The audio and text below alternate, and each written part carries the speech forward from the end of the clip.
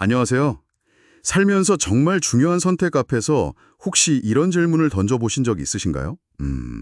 만약 부처님이나 예수님이라면 이 상황에서 어떻게 하셨을까? 오늘 우리가 좀 깊이 살펴볼 내용의 핵심 질문입니다. 네, 안녕하세요. 정말 흥미로운 시작점이죠. 이 질문이 강력한 이유는요, 단순히 뭐 특정 종교의 가르침을 따르라는 의미, 그걸 넘어서기 때문인 것 같아요. 아, 종교적인 의미를 넘어서요? 네. 우리 안에 그런 즉각적인 감정들 있잖아요. 예를 들면 뭐 욕심이나 자존심 아니면 분노 같은 거요. 네네, 있죠. 그런 것들로부터 일단 한 걸음 딱 떨어져서 상황을 보게 만들죠. 사랑이나 자비, 겸손 같은 좀 더 높은 가치의 렌즈를 통해서 문제를 다시 보게끔 돕는 뭐랄까 일종의 관점 전환 장치 같은 거예요. 아, 관점 전환 장치요? 그러니까 감정의 소용돌이에서 잠시 빠져나와서 더 큰 그림이나 이상적인 가치를 기준으로 삼게 된다. 뭐 이런 거군요. 맞습니다. 예를 들어서요, 나에게 좀 상처를 준 사람이 있어요. 근데 그 사람이 도움을 청해요.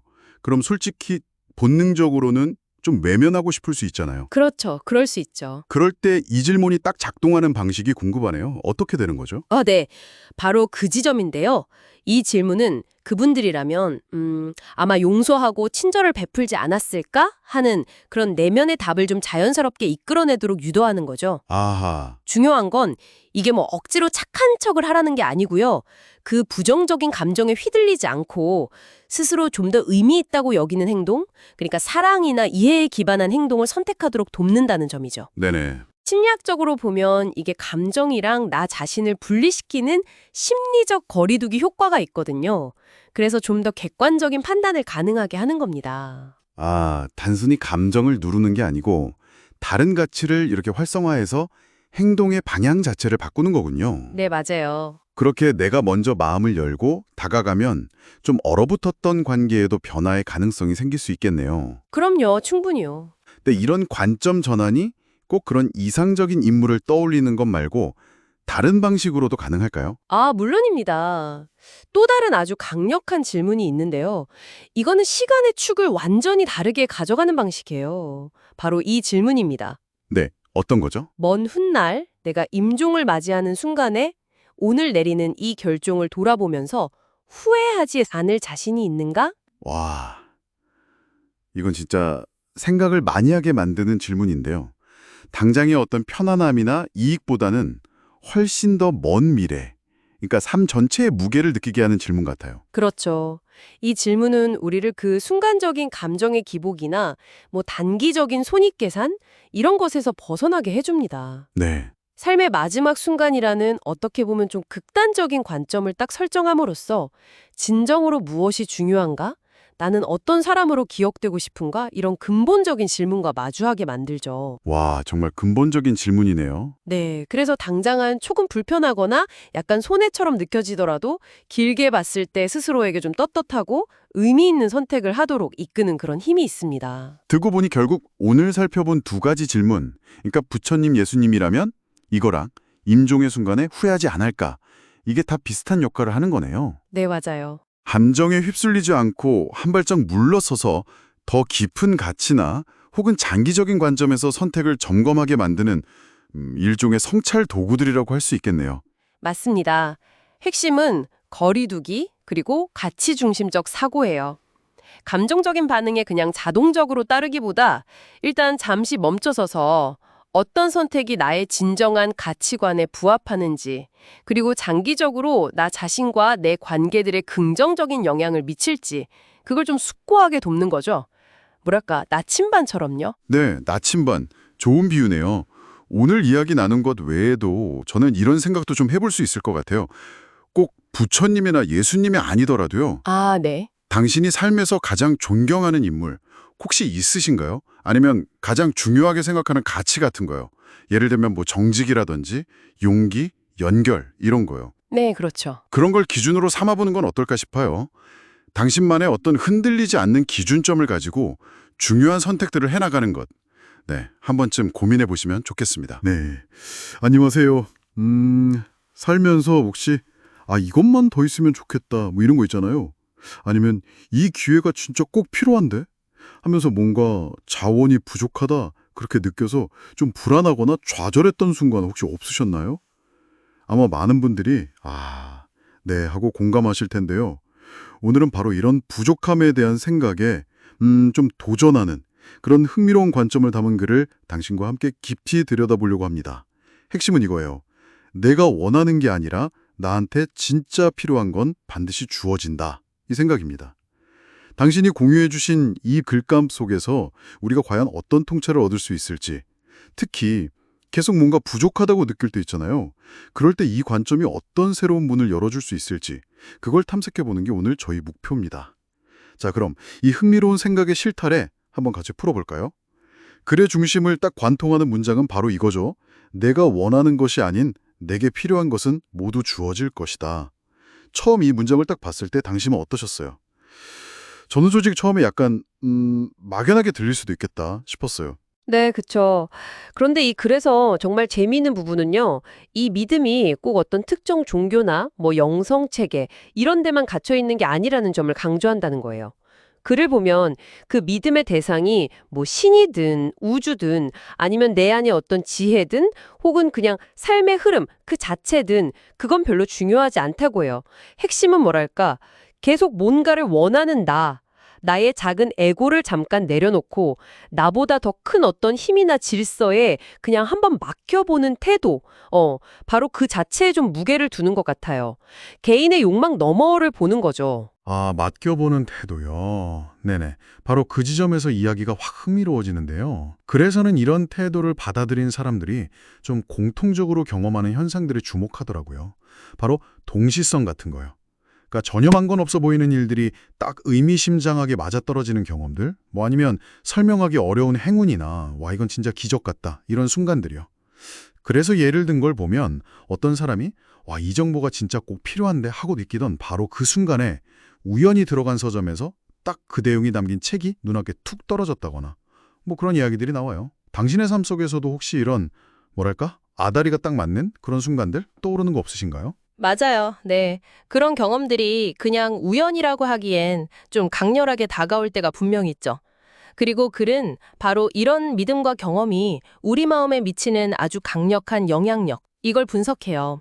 그게 뭐냐면 바로 부족함이라는 환상에서 벗어나게 도와준다는 건데요. 이게 그냥 다 잘 될 거야 하는 그런 긍정 주문이랑은 좀 달라요. 실제로 필요한 것들이 딱딱 제때 주어진다는 그런 경험적인 인식을 통해서 마음 깊은 곳에서부터 진짜로 우러나오는 위안, 안도감, 그리고 만족감, 이걸 느끼게 된다는 거죠. 더 나아가서는 내 삶이 뭔가 부족한 상태가 아니구나, 이미 필요한 것들로 꽉 채워져 있구나 하는 어떤 기본적인 풍족함에 대한 신뢰, 이걸 단단하게 만들어준다고 설명합니다. 여기서 중요한 키워드가 바로 삶에 대한 무조건적인 수용 자세인 것 같아요. 그렇군요. 부족함은 환상이다. 와, 이 관점 진짜 강력한데요. 근데 듣다 보면 또 이런 생각이 들 수도 있을 것 같아요. 필요한 건 다 주어진다는 믿음이 혹시 현실의 어려움이나 문제를 그냥 외면하게 만들거나 노력을 좀 게으리하게 하는 그런 수동적인 태도로 이어질 우려는 없을까요? 이 글에서는 혹시 이런 부분을 어떻게 다루고 있는지 좀 궁금해지네요. 예를 들어서 우리가 적극적으로 삶을 만들어 나가야 하는 그런 태도랑 이런 맡김의 자세가 어떻게 조화를 이룰 수 있다고 보는지요? 그거 정말 중요한 질문이에요. 그래서도 당연히 그 부분을 놓치지 않습니다. 이 믿음은 절대 뭐 아무것도 안 해도 다 알아서 된다는 식의 나태함이나 현실 도피, 이걸 정당화하는 게 아니라고 아주 분명하게 선을 그어요. 오히려 그 반대죠. 내가 어떻게 할 수 없는 결과에 대한 집착이나 불안? 이걸 내려놓으니까 지금 현재 내가 할 수 있는 일, 그러니까 과정 자체에 훨씬 더 명료하게 집중하고 에너지를 쏟을 수 있게 돕는다. 이런 측면을 강조합니다. 불안 대신에 신뢰를 바탕으로 행동할 때 오히려 더 지혜롭고 효과적인 선택을 할 가능성이 커진다는 거죠. 뭐랄까, 비유하자면 바람의 방향을 억지로 거스리려고 애쓰는 대신에 바람을 잘 읽고 돛을 조절하는 그런 항해사처럼요. 맡김은 포기가 아니라 더 큰 흐름 속에서 내 역할을 현명하게 수행하는 것에 가깝다. 이렇게 이야기해요. 그렇군요. 이게 수동적인 기다림이 아니라 신뢰에 기반한 적극적인 참여로군요. 네, 이제 그림이 훨씬 명확해지는 것 같습니다. 결국 필요한 것은 다 주어진다는 믿음은 우리가 세상을 바라보는 안경 자체를 바꿔보는 시도일 수 있겠네요. 그렇죠? 끊임없이 없는 것만 찾아 헤매는 그런 불안의 렌즈 대신에 이미 주어진 것들을 발견하고 감사하는 신뢰와 풍요의 렌즈, 그걸 선택하는 거죠. 네, 오늘 저희는 당신이 주목한 필요한 것은 다 주어진다는 이 깊은 울림을 주는 생각에 대해서 여러 각도로 이야기를 나눠봤습니다. 이 관점이 그냥 마음 편하자고 하는 그런 이야기가 아니라 우리 안에 오랜 불안감, 삶의 결핍감에서 벗어나서 모든 것이 제때 주어진다는 어떤 근원적인 신뢰로 나아가는 하나의 강력한 인식 전환 도구, 이게 될 수 있다는 점을 함께 확인했습니다. 네, 맞습니다. 그러면 마지막으로 이 대화의 여운 속에서 당신에게 이런 질문을 한번 던져보면서 마무리하고 싶습니다. 만약에요, 이번 한 주 동안만이라도 아주 작은 실험처럼 내가 원하는 것보다는 내게 필요한 것이 과연 어떻게 내 삶에 나타나는지 한번 의식적으로 관찰해 본다면 어떨까요? 예를 들면 예상치 못한 어떤 도움의 손길이라든지 우연히 얻게 된 정보라든지 아니면 딱 필요한 만큼의 어떤 자원 같은 것들, 이런 순간들을 한번 발견해 보려는 의식적인 노력이 당신이 평소에 느끼는 그 부족함, 대채워짐의 경험 비율을 어떻게 바꿀 수 있을지 한번 조용히 탐색해 보는 시간을 가져보시는 건 어떨까 제안해 봅니다. 안녕하세요. 당신의 지적 호기심을 채워줄 시간입니다. 오늘은 법륜 스님이 부처님 가르침이라며 전해주신 내용인데요. 네. 하지 말아야 할 5가지? 이걸 중심으로 좀 파고 들어볼까 합니다. 아, 네. 그 유명한 가르침이죠. 핵심은 이거 같아요. 딱 이 5가지만큼은 안 되고 나머지는 가능한 한 다른 사람 삶에 간섭하지 마라. 자유를 존중해라. 이런 메시지더라고요. 맞아요. 이게 흥미로운 게 뭐랄까 그냥 하지 마 목록이 아니라는 점이에요. 다른 사람과의 관계, 그리고 더 나아가서는 우리 내면의 평화랑도 이게 다 연결이 되거든요. 오, 내면의 평화까지요? 네네. 그런 깊은 뜻이 담겨 있습니다. 그럼 그 5가지가 구체적으로 뭔지 자료 보면서 한번 명확하게 짚어보죠. 첫째가 다른 사람을 죽이거나 때리는 행위. 네. 살생이나 폭력. 그렇죠. 둘째는 다른 사람을 성적으로 괴롭히는 거. 셋째는 남의 물건을 훔치거나 뺏거나 아니면 손해를 끼치는 그런 행위. 그렇죠. 재산상의 피해. 넷째는 다른 사람에게 거짓말하거나 욕설하는 것. 네, 말로 상처 주는 거죠. 그리고 5째, 이게 조금 결이 다른데 술을 마시고 취하는 행위. 이렇게 5가지더라고요. 네. 앞에 4가지는 딱 보면 남한테 직접 해를 끼치는 거구나 싶은데 이 마지막 술 마시는 건 왜 들어갔을까요? 아, 그게 아주 중요한 포인트인데요. 이 5번째, 음주를 금하는 이유가 자료에 따르면 술에 취하게 되면 그 앞서 말한 4가지 해로운 행동들 있잖아요. 네네. 살생, 성추행, 도둑질, 거짓말. 그렇죠. 그런 것들을 저지를 가능성이 훨씬 높아지기 때문이라고 해요. 그러니까 뭐랄까 일종의 예방책인 셈이죠. 아하, 그렇군요. 술 취하는 것 자체가 문제라기보다 그 상태가 다른 나쁜 행동으로 이어질 수 있으니까 미리 경계하라는 거네요. 바로 그거죠. 그래서 결국 보면 첫째부터 넷째까지는 남한테 직접적인 해를 끼치거나 괴로움을 주지 마라. 이걸로 요약될 수 있는 거예요. 핵심은 명확하네요. 타인에게 해를 끼치지 말라. 네, 그리고 이제 이 가르침이 더 나아가서 이 5가지 명확한 선 외에는 간섭하지 말라는 거잖아요. 네, 그쵸. 이게 우리 일상에서 자꾸 남의 일에 옳다 그러다 판단하려는 마음, 그걸 불교에서는 12분별이라고 하는데 이 12분별을 줄이라는 메시지랑 깊게 연결돼요. 12분별. 그러니까 옳고 그름을 자꾸 따지려는 마음. 그걸 줄여라. 이게 왜 중요할까요? 우리가 계속 남을 내 기준으로 판단하고 이건 옳다, 저건 틀렸다. 이렇게 12분별을 하면요. 마음이 계속 불안하고 시끄러워져요. 그렇겠네요. 네. 근데 그 마음을 좀 내려놓으면 내 안의 불안도 줄고 또 다른 사람의 삶이나 선택을 그냥 있는 그대로 보기가 좀 더 쉬워지는 거죠. 굳이 내 잣대를 들이대지 않게 되니까요. 그러면서 자연스럽게 갈등도 줄어들고요. 그렇죠. 타인을 존중하게 되니까요. 자료에 나온 그 아이 공부 예시가 참 인상 깊었어요. 아이가 공부 못한다고 해서 꼭 야단칠 일은 아니다. 네네, 그 예시요. 심지어 뭐랄까 우리의 성적이 낮으면 다른 애 성적이 상대적으로 올라가는 좋은 일일 수도 있다. 이런 식의 관점 전환까지 나오더라고요. 하하, 네. 그게 좀 극단적으로 들릴 수는 있는데 핵심은 그거예요. 공부 못하는 것 자체가 앞서 말한 네 가지 직접적인 해악, 즉 뭐 살생이나 도둑질 같은 건 아니잖아요. 그렇죠. 남한테 직접 피해주는 건 아니죠. 네, 그러니까 그걸 가지고 너무 과하게 비난하거나 아이 인생에 막 깊이 개입하려고 하는 게 어쩌면 불필요한 시비분별일 수 있다. 이걸 보여주는 예시인 거죠. 아, 명백한 피해를 주는 게 아니라면 좀 내버려두고 존중하라는 거군요. 맞습니다. 그게 핵심 메시지죠. 불필요한 판단과 개입을 줄여라. 그럼 결국 이 가르침을 따른다는 건 타인이나 뭐 나 자신 그리고 모든 생명에게 해를 끼치지 않으려는 노력하고 또 있는 그대로 존중하려는 마음을 키우는 거네요. 네, 그렇죠. 이렇게 살면 어떤 좋은 점이 있을까요? 차류에서는요, 이런 마음을 가지면 우선 마음이 온화해진다고 해요. 그리고 생명에 대한 사랑, 연민 같은 게 커지고요. 마음이 온화해지고 사랑이 커진다. 네, 그러면서 결과적으로는 내 삶이 더 행복해지고, 뭐랄까, 충만해지는 거죠. 와, 결국 이게 다 나 자신의 행복이랑 연결되는 거네요. 남을 존중하고 간섭 안 하는 게 결국 나한테 좋다는 거잖아요. 정확합니다. 타인에 대한 존중과 비개입이 결국은 내 내면의 평화와 행복으로 이어진다는 그런 깊은 통찰인 거죠. 오늘 법륜 스님이 전한 부처님의 가르침, 하지 말아야 할 5가지를 통해서 이 타인의 삶을 존중하고 불필요한 간섭을 줄이는 것의 의미를 깊이 생각해 봤습니다. 네, 핵심은 명확한 해악, 그 5가지 외에는 각자의 삶을 좀 내버려 두라는 것. 그리고 그게 결국 우리 마음의 평화로 이어진다는 거였죠. 맞아요. 이 5가지는 어쩌면 정말 최소한의 기준선, 울타리 같은 건데요. 했지? 라거나 다 너 잘 되라고 하는 말이야 하면서 다른 사람의 선택이나 삶의 방식에 얼마나 자주 당신의 기준을 들이대고 있나요? 생각해보게 되네요. 그 판단과 개입의 적절한 선은 과연 어디일까?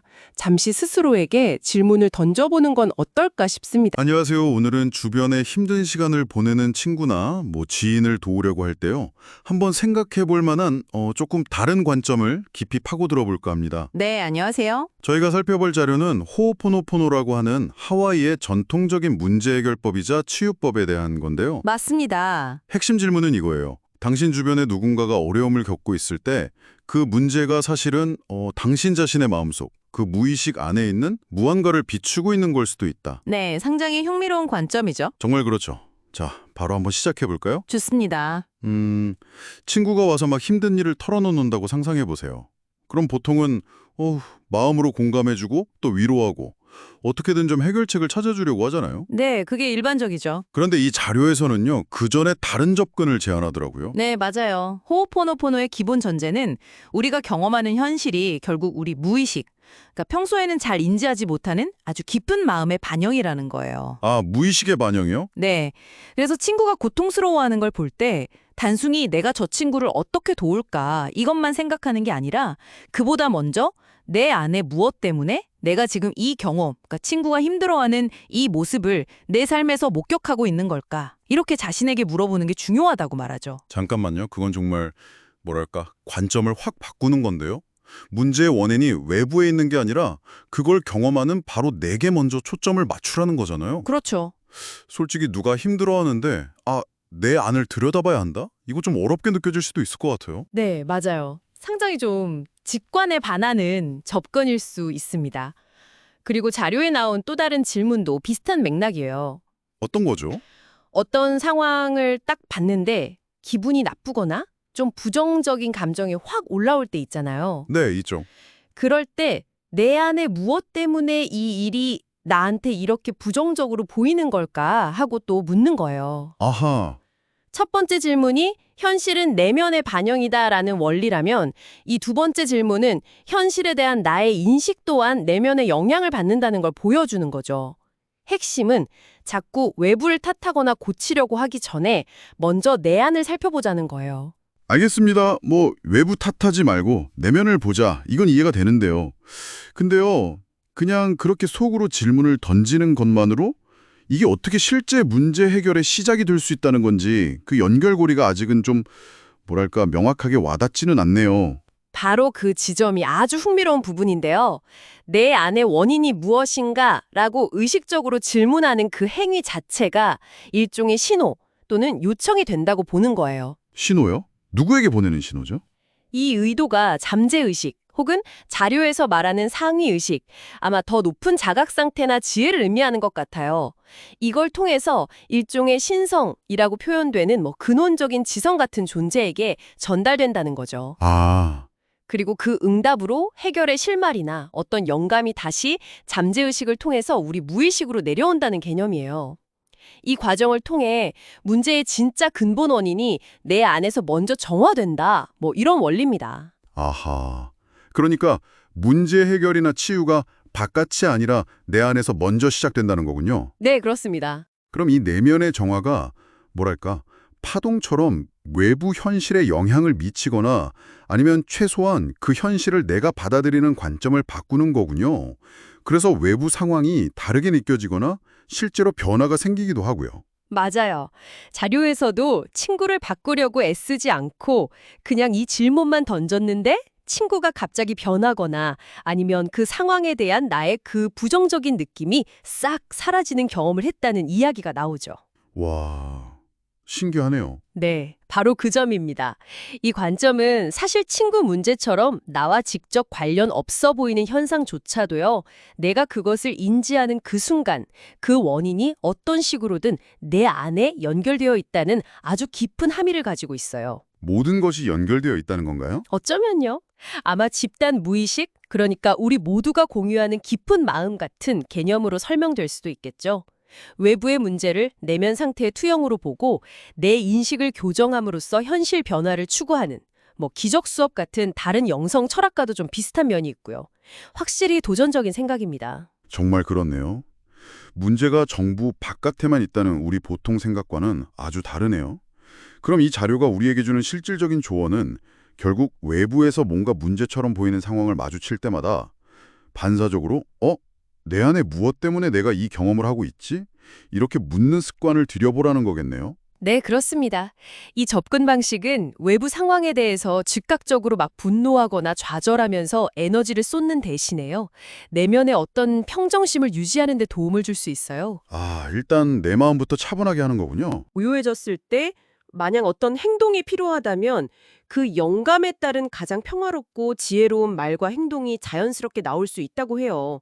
섣부른 조언이나 막 개입하려는 것보다 이게 더 근본적인 도움이 될 수도 있다는 거죠. 그렇군요. 그렇다면 이 모든 이야기가 지금 힘든 친구를 옆에서 지지해 주려는 당신에게 어떤 의미가 있을까요? 핵심은 공감이나 실질적인 도움을 주지 말라는 게 절대 아니죠. 네, 그건 아니죠. 그 이전에 혹은 동시에 이 내면적인 차원을 하나 더 추가하라는 거군요. 먼저 내 안을 들여다보는 것. 이 친구의 고통을 통해 내 안에 어떤 묵은 기억이나 패턴이 지금 반영되고 있는 걸까 하고요. 맞습니다. 외부를 고치려는 시도에서 내면을 정화하는 쪽으로 문제 해결의 중심축을 옮기는 그런 근본적인 전환이라고 할 수 있겠습니다. 자료에서도 이 원리가 당장 이해하거나 믿기 좀 어렵더라도 열린 마음으로 꾸준히 한번 시도해 보라고 권하거든요. 정말 예상치 못한 방식으로 당신 자신과 또 당신이 경험하는 현실에 긍정적인 변화가 나타날 수도 있으니까요. 네. 자, 마지막으로 여러분 스스로에게 한번 던져볼 질문입니다. 만약 당신의 내면 상태가 당신이 인지하는 현실에 이렇게까지 깊이 영향을 미친다면 당신의 삶에서 자꾸 반복적으로 나타나는 외부, 문제라고 느껴지는 것들 중에 가장 먼저 어떤 것에 대해서 이 내면의 질문, 내 안에 무엇이 있기에 내가 이 경험을 하고 있는 걸까? 이걸 던져보고 싶으신가요? 한번 생각해 보시면 좋겠습니다. 안녕하세요. 오늘은 누군가가 좀 나쁜 행동을 했을 때요. 우리가 보통 느끼는 그런 분노나 비난 말고요. 좀 다른 시각을 제안하는 글을 함께 살펴보려고 합니다. 네. 핵심은 뭐랄까? 그 행동을 악으로 딱 규정하기보다는 무지의 결과로 이해해보려는 시도인데요. 흥미로운 관점이네요. 네, 그쵸. 이 관점을 통해서 우리가 뭘 얻을 수 있을지 한번 깊이 얘기 나눠보죠. 자, 이 글은요. 아주 사소한 잘못이 있잖아요. 그런 거부터 시작해서 정말 용납하기 힘든 심각한 범죄까지도요. 해로운 행동을 한 사람을 무조건 악마다 이렇게 보는 게 아니고요. 더 나은 방법을 몰랐던 사람, 그러니까 어리석은 사람으로 보고 연민을 가져보자 이렇게 제안해요. 우리가 즉각적으로 느끼는 분노 대신에요. 그 사람의 무지에 초점을 맞추는 거죠. 네, 여기서 이제 흥미로운 점은 이게 단순히 그냥 감정을 억누르자, 착한 사람이 되자 이런 차원을 넘어선다는 거예요. 아, 그런 건 아니고요. 네, 그래서는 이걸 인감의 의식 수준이라는 개념하고 연결시키거든요. 의식 수준이요? 네, 그러니까 의식 수준이 좀 낮은 상태에서는 부정적인 생각이나 어떤 해로운 행동 패턴 이런 게 나타날 확률이 높다는 거죠. 반대로 의식 수준이 높아지면 사랑이라든지 이해 같은 긍정적인 상태에 더 가까워진다고 설명을 해요. 근데 중요한 건 이게 좋고 나쁨의 문제가 아니라는 거예요. 아, 좋고 나쁨이 아니다. 네, 그냥 온도가 다르듯이 의식 발달에도 여러 단계가 있을 뿐이라는 거죠.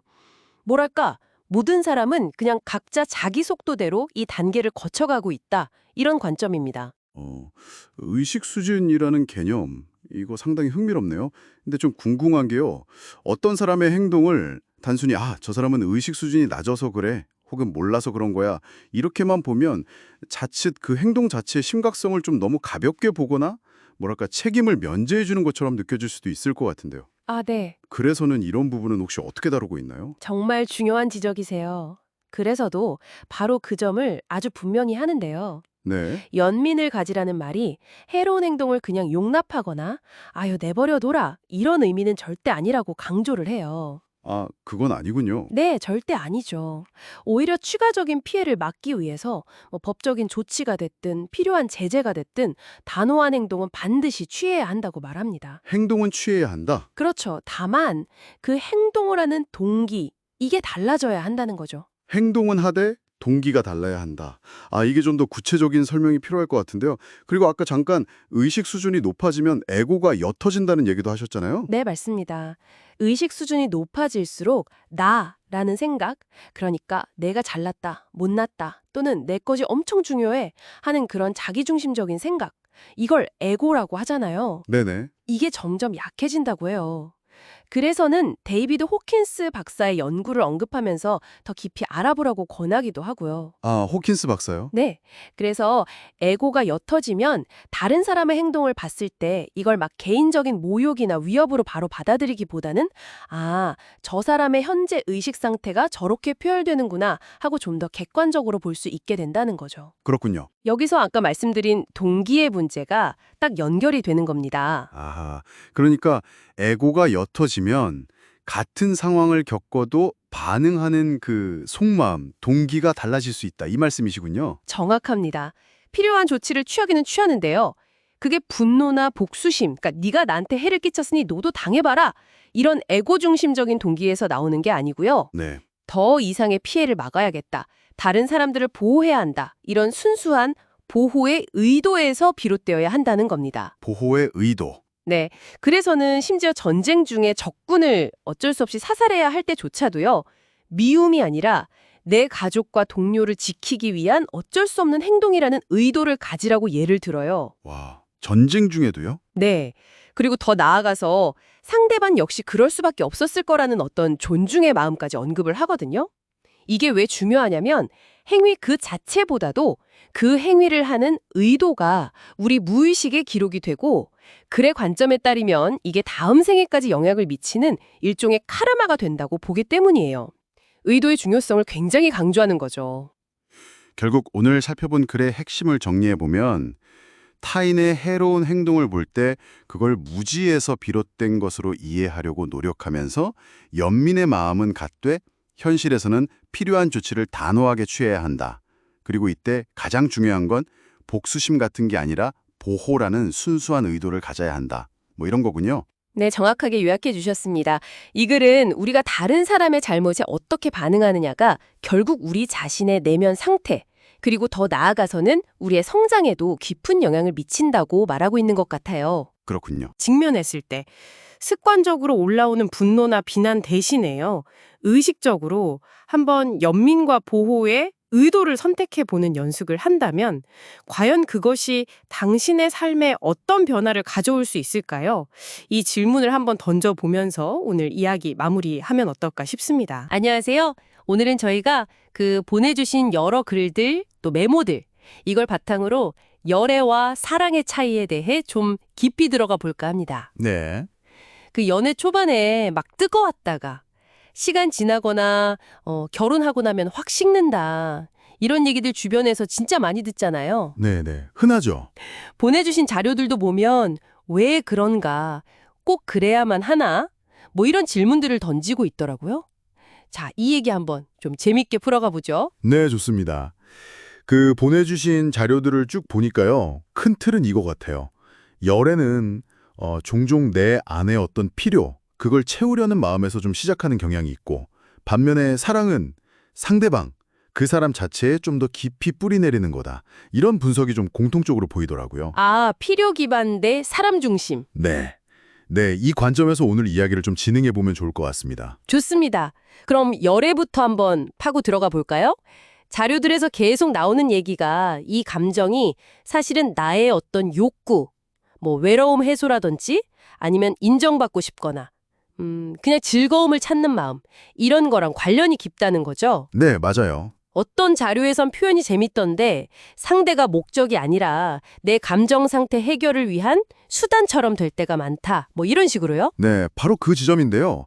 여기서 흥미로운 게 이 필요 중심 접근이 관계를 좀 불안정하게 만들 수 있다는 거예요. 아, 불안정하게요. 네, 당신이 보내주신 어떤 노트에는 오히려 초반에 그 강렬함이 있잖아요. 그게 어떻게 보면 지속 가능한 사랑 부대는 일시적인 열애의 신호일 수 있다. 뭐 이런 분석도 있더라고요. 약간 역설적이죠. 그렇군요. 내 필요가 바뀌면 상대에 대한 태도도 막 쉽게 바뀐다는 거죠. 예를 들어서 되게 힘들 때 막 의지했던 사람인데 상황이 좀 괜찮아지니까 갑자기 좀 멀어진다거나, 아, 네네. 이게 딱 전형적인 필요 기반 관계의 모습일 수 있다는 설명이 있었어요.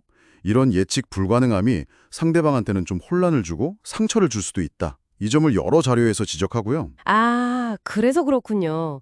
예전 같지 않다. 아유, 사람이 왜 냈어. 이런 말들이 나오는 게 어쩌면 관계 초반의 그 모습이 상대 그 자체보다는 그때 내 필요를 더 많이 반영했을 수도 있다는 얘기네요. 그렇죠. 정확합니다. 자, 그럼 이게 정말 흥미로운 지점인데 자료들 보니까 이 식어가는 감정에 그럼 어떻게 해야 되냐, 뭐 두 가지 방향을 제시하던데요.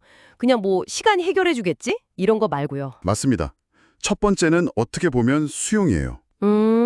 몇몇 자료에서는 이런 열정적인 감정의 변화 가능성, 이걸 그냥 관계의 자연스러운 일부로 받아들이자, 뭐 이런 현실적인 태도를 제안하기도 해요. 아, 그냥 받아들인다? 네, 모든 관계가 뭐 영원히 뜨거울 순 없지 않냐, 이런 관점이죠. 근데 보내주신 자료들 전반적으로 좀 더 무게를 두는 건 두 번째 방안 같습니다. 바로 사랑의 질을 높이려는 노력이요. 사랑의 질을 높인다. 네, 이건 그러니까 상대를 내 필요를 채워주는 대상으로만 보던 시각에서 좀 벗어나서 상대방 존재 자체를 존중하고 귀하게 여기는 쪽으로 나아가는 걸 의미하죠.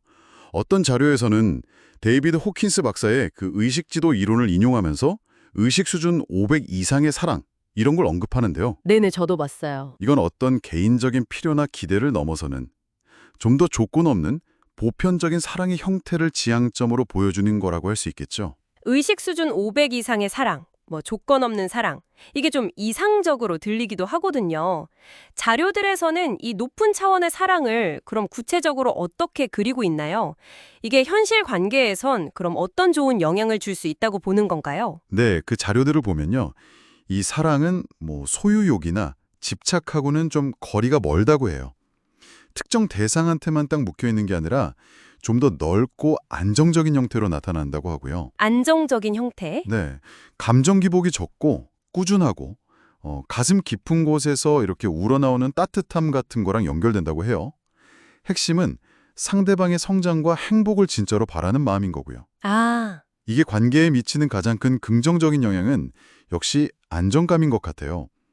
내 필요를 채우려고 상대를 만나는 게 아니니까 상대한테 뭘 계속 바라거나 기대하지 않게 되는 거죠. 그렇죠. 기대가 적어지겠네요. 네, 결과적으로 실망할 일도 줄어들고 상대방 입장에서는 아, 내가 정말 계산 없이 조건 없이 지지받고 사랑받는구나, 이렇게 느끼면서 관계 만족도가 자연스럽게 올라간다는 분석이 상당히 설득력 있게 제시되고 있습니다. 뭐 어떤 연구에서는 이런 관계 속 사람들이 스트레스 회복력도 더 높다고 하더라고요. 결국에는 이 관계를 이끌어가는 힘이 나의 필요냐, 아니면 상대방 존재 그 자체냐, 이 차이라는 거군요. 그리고 보내주신 자료들은 후자의 가치를 훨씬 강조하면서 우리 스스로 그런 사랑을 좀 키워나갈 수 있다, 이렇게 말하는 거고요. 늘은 것 같아요. 지금 당신의 관계는 어디에 좀 더 가까운가요? 열애의 그 뜨거움인가요? 아니면 사랑의 좀 깊은 안정감인가요? 여기서 뭐가 맞다 틀리다 이런 거라기보다는 내가 어떤 관계를 정말 만들어가고 싶은지 이해하는 게 중요하겠죠. 네, 그렇겠네요. 오늘 이 자료들이 이야기하는 그 사람 중심의 사랑을 위해서 아주 작은 거라도 괜찮으니까요. 당신의 관계 안에서 한번 시도해 볼 수 있는 게 뭘지 잠시 생각해 보시는 것도 좋지 않을까 싶습니다. 안녕하세요. 오늘은 보내주신 자료, 바라는 일이 있을 때 어떻게 마음을 다스릴지에 대한 상당히 흥미로운 관점을 좀 살펴보려고 합니다. 네, 안녕하세요. 핵심은 그거죠. 지금 내가 이걸 원하는 게 진짜 최선일까? 난 잘 모르겠다. 이런 좀 겸허한 마음으로 그 바람을 그냥 더 큰 흐름에 맡겨보자. 이런 태도에 대한 이야기인데요. 네, 맞습니다. 바로 한번 들어가 보죠. 이 자료 시작부터 좀 우리가 보통 생각하는 거랑 좀 다른 얘기를 해요. 그러니까 간절히 원하는 게 딱 생겼을 때 이게 길게 봤을 때 나한테 진짜 좋은 건지 유리한 건지 확신하기 어렵다는 거죠. 그렇죠. 사실 우리는 딱 눈앞에 있는 것만 보기 쉬우니까요. 맞아요. 혹시 뭐 이런 비슷한 막막함 느껴보신 적 있으신가요? 그럼요. 누구나 그런 경험은 있을 겁니다. 우리의 시야가 뭐랄까 제한적일 수밖에 없다는 그런 통찰에서 시작하는 거죠. 네. 그리고 바로 이 지점에서 자료가 상당히 파격적인 제안을 하는 거예요. 그 간절한 바람 있잖아요. 마음속에서 계속 올라오는 그 소원, 네네. 이걸 의식적으로 바치라는 겁니다. 바치라. 대상은 뭐 어떤 게 될 수 있나요? 그 대상은 뭐 종교적인 신일 수도 있고요. 아니면 뭐 우주, 자연, 아니면 뭐 내 안에 어떤 깊은 지혜, 잠재의식 같은 것일 수도 있겠죠. 자료에서는 사실 어떤 이름을 붙이는 그건 크게 중요하지 않다고 해요. 핵심은 그 바람을 내가 어떻게든 하려는, 그 통제하려는 마음에서 딱 벗어나서 그냥 온전히 내맡기는 그 행위 자체에 있는 거죠. 바친다는 표현이 되게 인상적이네요. 그냥 뭐 잊어버리려고 애쓰는 거랑은 확실히 다른 느낌인데요. 네, 좀 더 능동적인 내려놓음이라고 할까요? 그렇군요. 그러면 그 바람을 일단 맡겼어요. 그 다음엔 어떻게 해야 할까요? 자료는 어떤 상태를 좀 권장하나요? 핵심은 무심의 상태로 돌아가는 거라고 말합니다. 무심이요? 네. 그러니까 지금 이대로 부족함이 없다. 더는 뭐 바랄 게 없다. 이런 아주 평온하고 충만한 마음 상태. 이걸 유지하려고 노력하는 거죠. 아하. 물론 살다 보면 어느새 또 그거 진짜 이루어졌으면 좋겠다. 이런 마음이 스물스물 올라오잖아요. 그쵸. 당연히 그렇죠. 잔류는 그럴 때마다 또 내가 바라는 마음이 올라왔구나 하고 딱 알아차리는 거예요. 그리고 다시 한번 그 마음을 정중하게 맡기고, 그러니까 내려놓고 다시 그 고요한 무심 상태로 돌아오는 연습. 이걸 하라고 강조합니다. 마치 뭐랄까, 저는 이 일이 저한테 좋은 건지 나쁜 건지 판단할 지혜가 없습니다.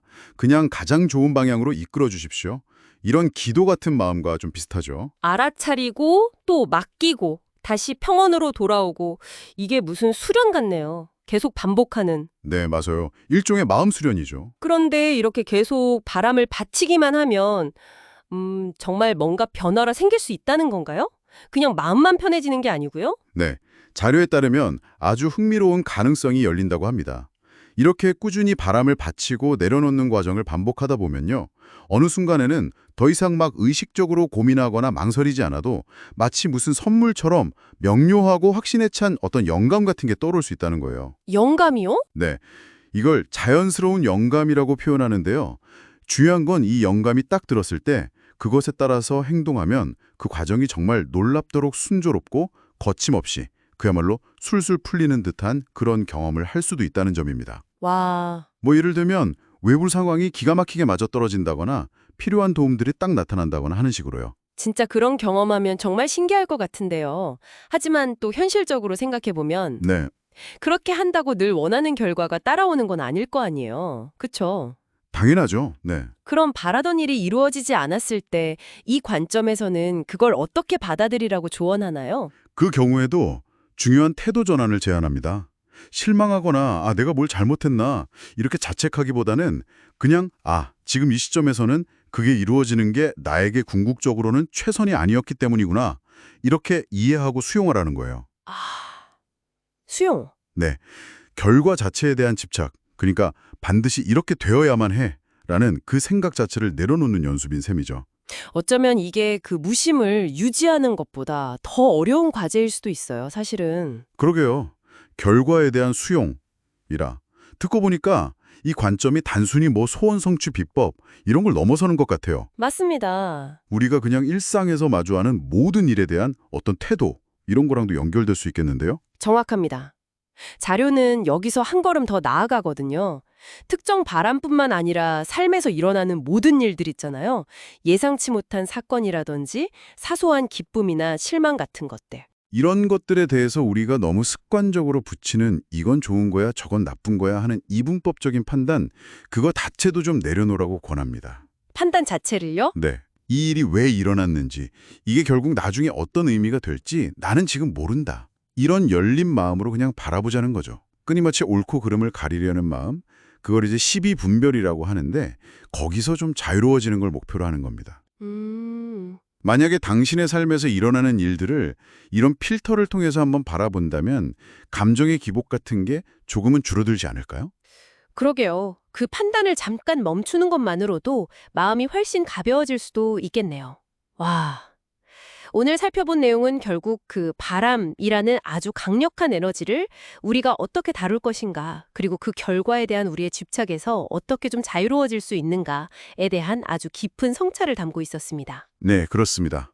내가 모든 걸 다 알고 통제해야 한다는 생각 대신에 나의 어떤 제한된 시야를 인정하고 더 큰 지혜나 흐름에 기꺼이 길을 좀 내어주는 그런 태도의 전환을 이야기하고 있는 거죠. 네, 맞아요. 그 태도 전환이 핵심이죠. 마지막으로 청취자분들께 이런 질문을 한번 던져보고 싶습니다. 오늘 저희가 이야기 나눈 나는 모른다, 그래서 맡긴다. 네, 이 태도요. 네. 이걸 당신이 간절히 바라던 어떤 소망을 넘어서서 전혀 예상치 못했던 어떤 삶의 어려움이나 좀 혼란스러운 상황에 딱 맞닥뜨렸을 때 그때 한번 적용해 본다면 어떨까요? 좋은 질문이네요. 그 순간 당신의 어떤 내면적인 경험, 그리고 세상에 대한 반응이 어떻게 달라질 수 있을지 한번 조용히 사색해보는 시간을 가져보시는 것도 좋겠습니다. 안녕하세요. 오늘 저희가 함께 들여다볼 내용은요. 나 잘되게 해달라는 소원 대신에 좀 다른 마음가짐을 가져볼 수 있지 않을까 하는 상당히 흥미로운 관점입니다. 네, 백성욱 박사님이 가르침에 대한 글을 바탕으로 한 거죠? 맞아요. 핵심 아이디어가 뭐냐면 내 개인적인 성공을 비는 것 대신에요. 더 큰 어떤 목적 아니면 존재에 봉사한다는 마음으로 목표를 다시 한번 설정해보자. 뭐 이런 이야기예요. 상당히 다른 접근이죠? 그렇죠. 근데 이 자료에서는 왜 내가 잘 되길 바라는 마음이 오히려 괴로움을 가져올 수 있다고 보는 걸까요? 이게 좀 독특한데 같이 한번 파헤쳐 보시죠. 네, 좋습니다. 자료를 보면요. 백성호 박사님은 어떤 일을 할 때 나 잘 되게 해주십시오 이렇게 빌기보다는 이 일로서 부처님 시봉, 그러니까 모시고 받드는 거죠. 그걸 잘하게 해주십시오 이런 마음을 가지라고 권한다고 나와 있어요. 일의 목적 자체를 바꾸라는 거네요. 네. 개인의 영달이 아니라 다른 데 두라는 건데 왜 이런 전환을 강조하는 걸까요? 네, 그 이유를 이 글이 아주 명확하게 짚어주고 있어요. 내가 잘 되어야 한다. 이런 마음에는요. 필연적으로 탐욕이 따라 붙기 쉽다는 거죠. 탐욕이요? 네, 더 빨리, 더 많이 뭐 이런 거요. 그리고 일이 좀 뜻대로 안 되면 분노가 치밀죠. 왜 안 되지? 하면서요. 아, 그렇죠. 네, 그리고 좀 잘 되면 또 나는 특별해 라거나 이 정도는 해야지 하는 그런 자만심이나 어리석음 이것들이 이제 따라붙기 쉽다는 겁니다. 그게 불교에서 말하는 탐, 진, 치 이 세 가지 독이군요. 맞습니다. 탐, 진, 치. 이게 바로 괴로움의 근본 원인이 된다. 이렇게 설명하는 거죠. 아마 청취자 여러분도 살면서 이런 비슷한 감정의 굴레 느껴보신 적 있으실 거예요. 아, 듣고 보니까 정말 그럴 수 있겠네요. 그럼 이 자료에서 말하는 대안, 그러니까 부처님 시봉이나 더 큰 목적을 위한 마음가짐은 왜 이런 탐진치의 함정에서 벗어날 수 있다고 보는 걸까요? 그게 어떻게 가능하죠? 이 자료 설명을 보면요. 목표 자체가 나의 성공이 아니잖아요. 봉사나 더 큰 목적 실현, 여기에 맞춰져 있으니까 탐욕이나 분노, 자만심 같은 게 끼어들 틈이 훨씬 줄어든다는 거예요. 아, 애초에 나를 위한 게 아니니까. 그렇죠. 그러니까 결과적으로 괴로움도 줄어들고요. 오히려 이게 나라는 어떤 고정된 생각, 뭐 내가 있다, 내가 중요하다 이렇게 여기는 자아관념이잖아요.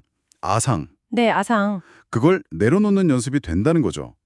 흥미로운 건 이렇게 마음을 비웠을 때 오히려 일이 더 순조롭게 풀리는 경우가 많다고까지 이야기를 하더라고요. 근데 부처님 시봉이라는 표현이 좀 낯설게 느껴질 수도 있을 것 같은데요. 맞아요. 그럴 수 있죠.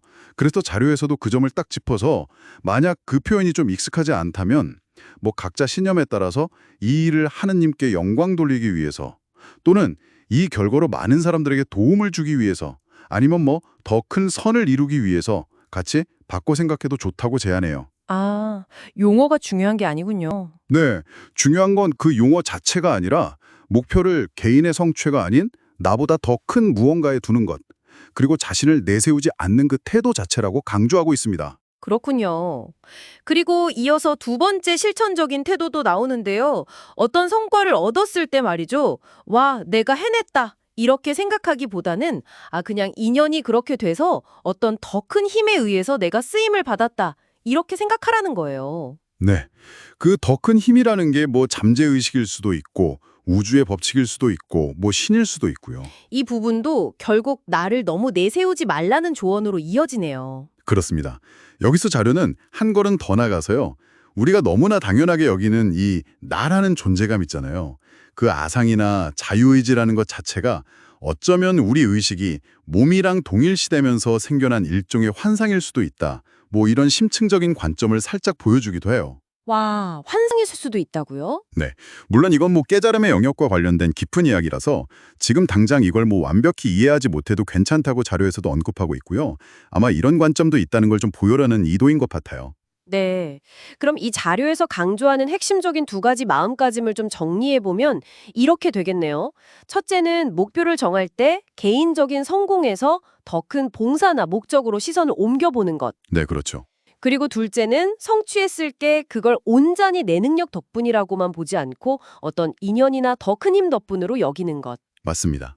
자료는 이 두 가지가 바로 그 아상을 내려놓고 마음의 평화를 얻는 아주 강력한 방법이라고 결론을 내리고 있네요. 정확합니다. 오늘 저희가 살펴본 이 자료는 결국 나라는 좀 좁은 관점에서 벗어나 보자는 거예요.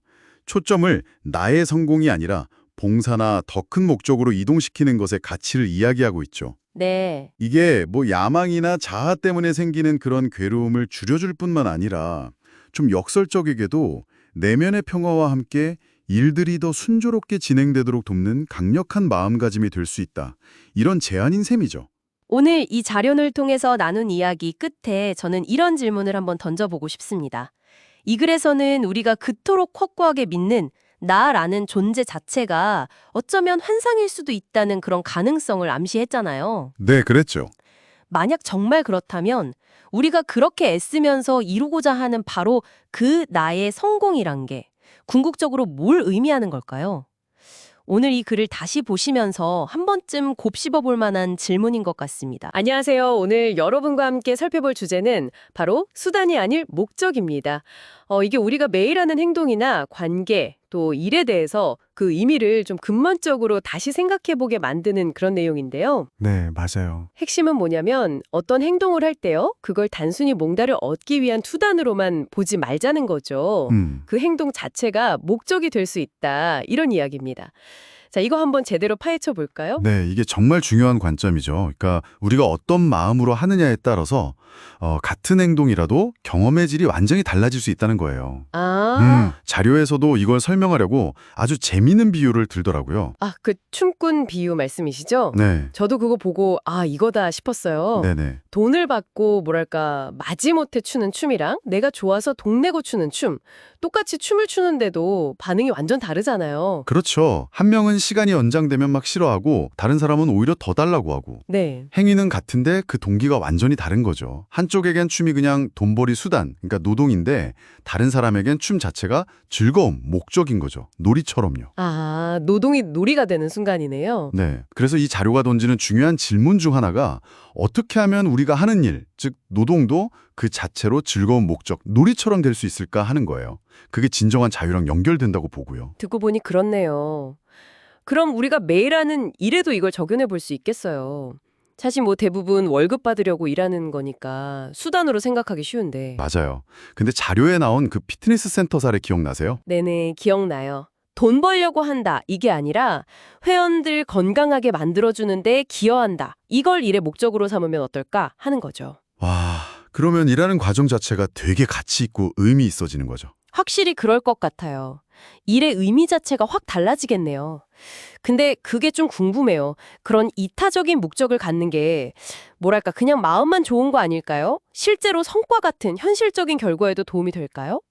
그거 좋은 질문인데요.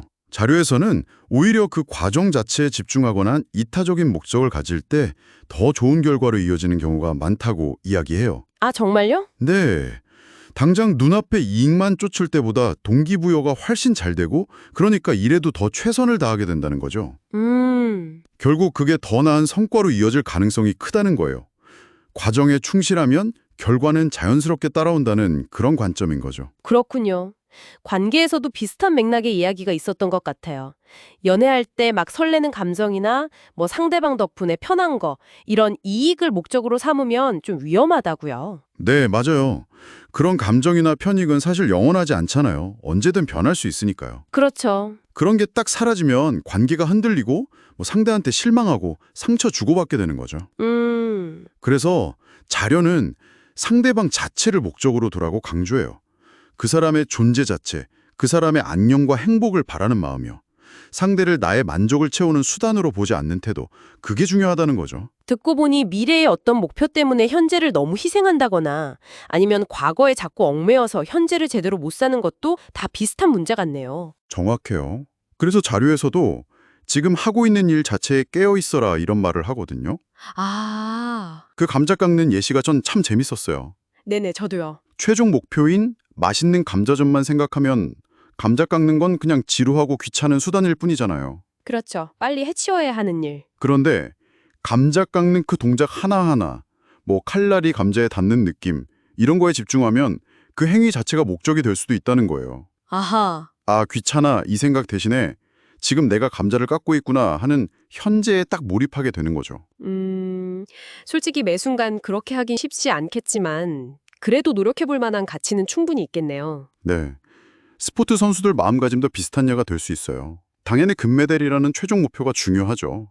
하지만 그보다는 훈련하는 매 순간의 동작 하나하나에 집중하는 게 훨씬 더 중요하다고들 하잖아요. 맞아요. 과정에 집중하라고 하죠. 아, 내가 메달 딸 수 있을까? 이런 미래 걱정보다는 지금 하는 뭐 팔접기 하나, 다리 뻗기 하나를 완벽하게 해내는 것, 그 자체를 목적으로 삼는 거죠. 네. 근데 역설적으로 그렇게 현재 동작에 몰입할 때 최고의 결과가 나오는 경우가 많다는 거예요. 결국 오늘 이야기 나눈 내용의 핵심은 우리가 하는 모든 행위, 그 과정 자체에 의미를 좀 부여하고 현재 순간에 충실할 때 우리 삶이 더 만족스럽고 풍요로워질 수 있다는 거군요. 그렇습니다. 결과를 얻기 위한 수단에 너무 얽매이기보다는 그 행위의 목적을 행위 자체에서 찾을 때 더 깊은 만족과 의미를 경험할 수 있다는 그런 통찰인 거죠. 네, 일이든 관계든 아니면 정말 사소하게 감자 깎는 순간이든 그걸 수단이 아니라 목적 그 자체로 대하는 연습 한번 시작해보는 것도 좋을 것 같습니다. 마지막으로 여러분께 이런 질문을 한번 던져보고 싶네요. 혹시 지금까지 여러분 삶에서 너무나 당연하게 수단으로만 여겨왔던 것들이 있다면 그중에서 이제 목적 그 자체로 다시 바라볼 수 있는 건 무엇이 있을지 한번 생각해보시면 어떨까요? 안녕하세요. 오늘은 보내주신 자료들 가지고 온전한 시각이라는 개념, 이거 한번 깊게 얘기 나눠보려고 합니다. 이게 마음의 평화를 위해서 다른 사람 그리고 나 자신을 어떻게 봐야 하는지 그런 통찰을 주는 내용이더라고요. 핵심은 그거 같아요. 따뜻한 이해 그리고 연민, 그냥 있는 그대로 받아들이는 거예요. 근데 특히 좀 어려운 관계 있잖아요. 그럴 때 이걸 어떻게 가질 수 있을까? 같이 한번 탐구해보면 좋겠습니다. 자, 한번 시작해 볼까요? 우선 자료에서 말하는 그 온전한 시각이라는 게 정확히 뭔가요? 네. 그 온전한 시각이라는 건요, 기본적으로 어떤 사람이나 상황을 볼 때, 내 판단이나 평가를 일단 내려놓는 거예요. 있는 그대로 그냥 받아들이는 태도, 따뜻한 이해, 연민, 이런 게 바탕이 되고요. 근데 여기서 중요한 게 모든 행동을 뭐 다 괜찮다, 좋다, 이렇게 용납하라는 뜻은 절대 아니에요.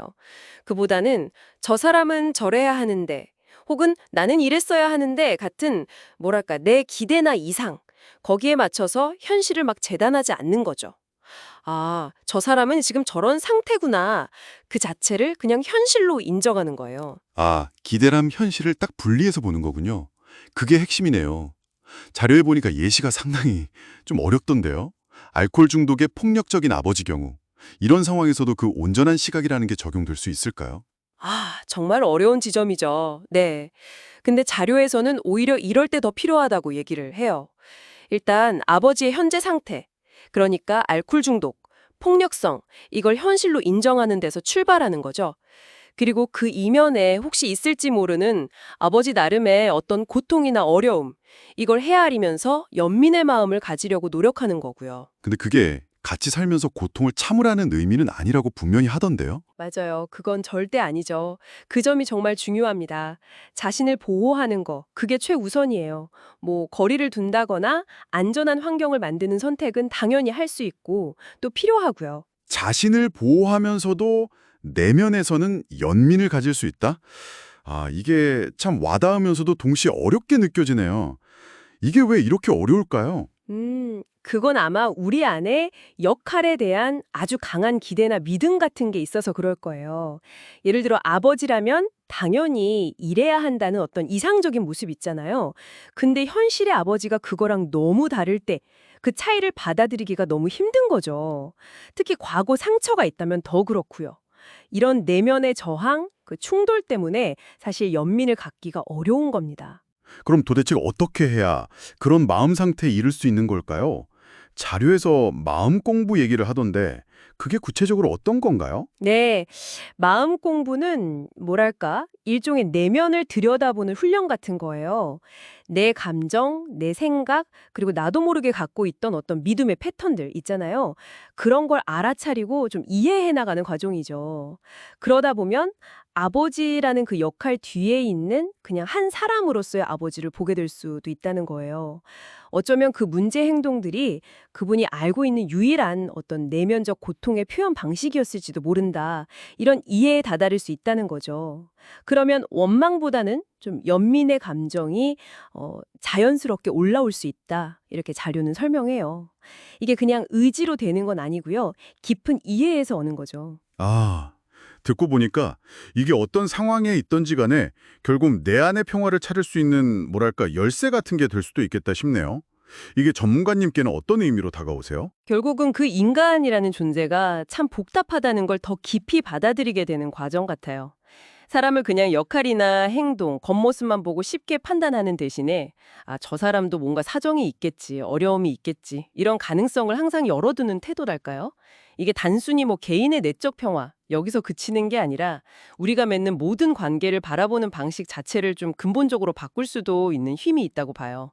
원망 대신 연민으로 관계를 다시 볼 수 있는 가능성, 그걸 보여주는 거죠. 네, 오늘은 온전한 시각이라는 렌즈를 통해서 관계와 나 자신을 다시 보는 법에 대해 이야기 나눠봤습니다.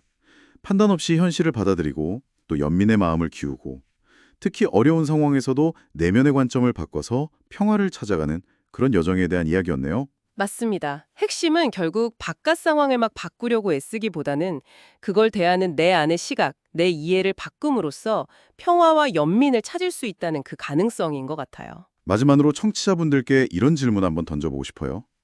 만약 이 온전한 시각을요, 지금 겪고 있는 어떤 특정한 어려운 관계를 넘어서서 매일 만나는 사소한 불편함들, 아니면 더 크게는 좀 복잡한 사회 문제에까지 한번 적용해 본다면 어떨까요? 세상을 경험하는 나의 방식이 어떻게 달라질 수 있을지 한 번쯤 스스로에게 던져볼 만한 질문일 것 같습니다.